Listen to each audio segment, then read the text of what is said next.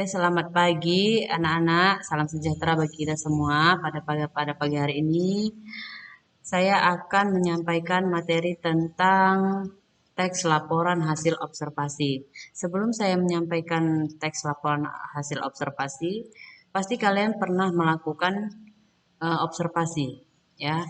Jadi teks laporan hasil observasi itu adalah teks yang berisi penjabaran umum atau melaporkan sesuatu berupa hasil dari pengamatan. Teks observasi juga bisa dikatakan dengan ya mengklasifikasi ataupun memberikan sesuatu dengan kriteria, ya, menggambarkan ciri, bentuk ataupun sifat umumnya seperti benda, hewan, manusia, tumbuh-tumbuhan ataupun peristiwa yang terjadi di muka bumi ini.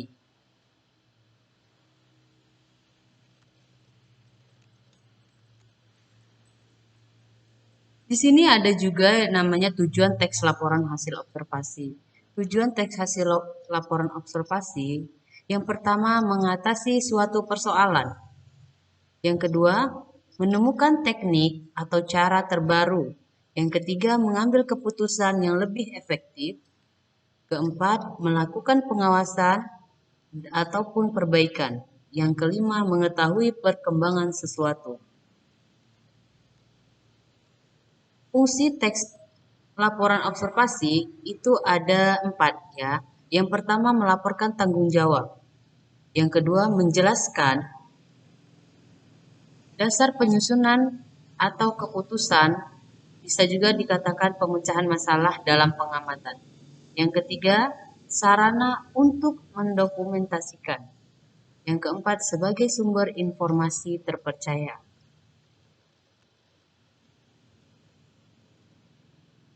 Di sini saya akan membuat ataupun memberitahukan bagaimana cara menyusun laporan hasil observasi. Yang pertama, kalian harus mengetahui judulnya apa. Apa judul dari teks yang kita ketahui. Lalu yang kedua, membuat pertanyaan-pertanyaan yang ada di dalam teks. Lalu yang ketiga,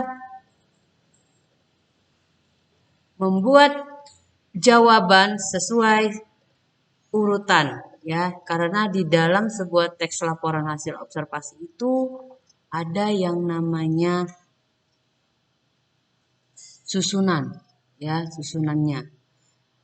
Di dalam susunan itu kita juga harus meneliti kembali hasil penulisan teks. Jika kalimatnya janggal atau salah penulisan, segera perbaiki kembali. Di sini ada contoh teks, ya, tentang teks laporan hasil observasi, yaitu wayang. Di sini ada wayang. Di dalam teks wayang ini, wayang adalah seni pertunjukan yang telah ditetapkan sebagai warisan budaya asli Indonesia.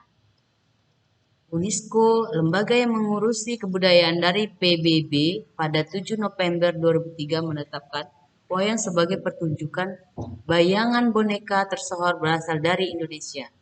Wayang merupakan warisan mahakarya dunia yang tidak ternilai dalam seni bertutur.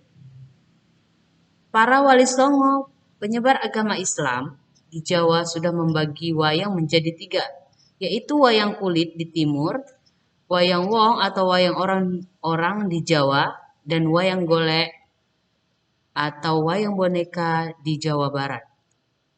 Penjenisan tersebut disesuaikan dengan penggunaan bahan wayang.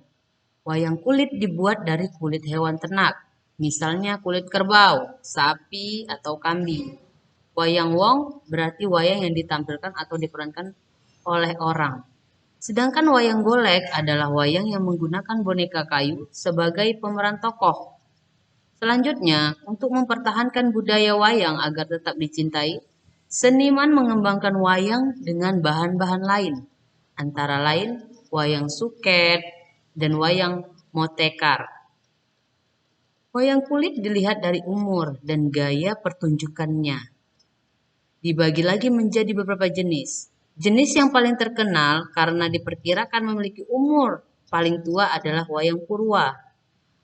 Purwa berasal dari bahasa Jawa yang berarti awal. Wayang ini terbuat dari kulit kerbau yang ditatah dan diberi warna. Ulasan wayang pendalangan serta diberi tangkai dari bahan tanduk kerbau yang diolah sedemikian rupa dengan nama cempurit. Wayang wong yang berasal dari bahasa Jawa yang artinya orang adalah salah satu pertunjukan wayang yang diperankan langsung oleh orang-orang.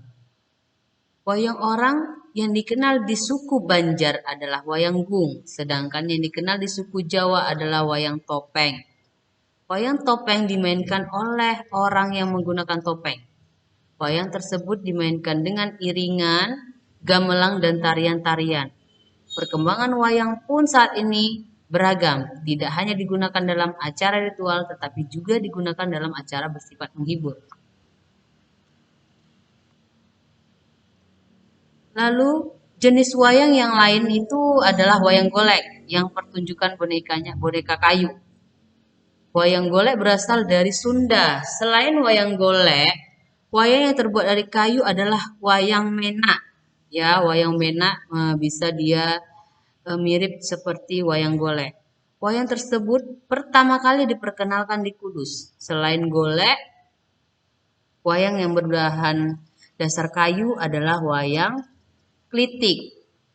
Itu sama ya, seperti wayang golek, berbentuk seperti kulit juga, akan tetapi cerita yang diangkat adalah cerita Panji dan Darmawulan.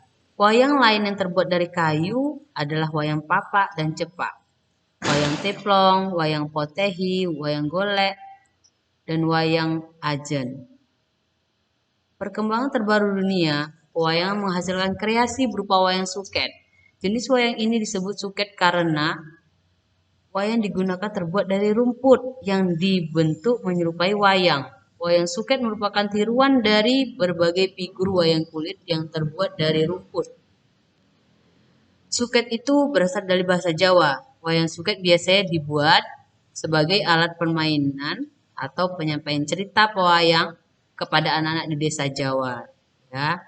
Dalam versi lebih modern terdapat wayang moteker. Wayang moteker itu adalah sejenis pertunjukan teater bayang-bayang atau serupa wayang kulit. Namun, jika wayang kulit memiliki bayangan yang berwarna hitam saja, sedangkan wayang moteker menggunakan teknik terbaru hingga bayangan-bayangannya bisa tampil dengan warna-warni penuh. Semua jenis wayang di atas merupakan wujud ekspresi kebudayaan yang dapat dimanfaatkan dalam berbagai kehidupan. Di sini kalian dapat menginterpretasikan laporan hasil observasi melalui membuat pertanyaan, ya, buatlah pertanyaan terkait isi laporan wayang, lalu kalian sampaikan informasi secara berurut, lalu jawab pertanyaan-pertanyaan yang kalian tanya tadi, yang kalian buat pertanyaannya dengan singkat dan jelas, ya. Itu dia. Contohnya, apakah wayang itu? Lalu kalian jawab. Wayang adalah suatu seni pertunjukan yang telah ditetapkan sebagai warisan budaya asli Indonesia. Ya. Jadi mengapa teks tersebut dimasukkan di dalam laporan hasil observasi? Karena di dalam teks wayang itu banyak sekali yang belum kita ketahui. Jadi cara-cara yang dapat kita lakukan seperti yang tadi saya katakan, dengan cara buat dulu pertanyaannya, lalu kalian jawab secara berurut. Semoga apa yang saya sampaikan bermanfaat. Sekian dan terima kasih.